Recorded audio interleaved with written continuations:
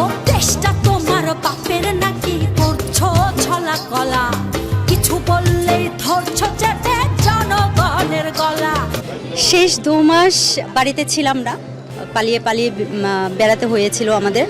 দেশটা তোমার বাপের নাকি গান গেয়ে কঠিন বিপদের মুখে পড়েছিলেন জনপ্রিয় কণ্ঠশিল্পী মৌসুমী।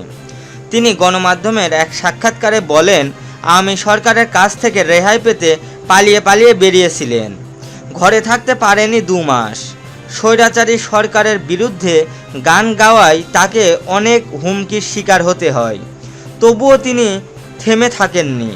বিভিন্ন সময় বিভিন্ন স্বৈরাচারী হাসিনা সরকার বিরোধী গান গেয়ে বাংলাদেশ, ভারত সহ পাকিস্তানের মানুষের হৃদয়ে জায়গা করে নিয়েছিলেন। দেশ স্বাধীন হওয়ার পরে গণমাধ্যমের সাক্ষাৎকারে তিনি বলেন, আসলে নতুন করে বাংলাদেশ স্বাধীন হওয়াতে আমি অনেক খুশি। জীবনকে বাজি রেখে সেই দিন মঞ্চে স্বৈরাচারী হাসিনার বিরুদ্ধে গান গেয়েছিলাম শুধুমাত্র এই দিনটির জন্য। আজ নিজেকে গর্বিত মনে হচ্ছে।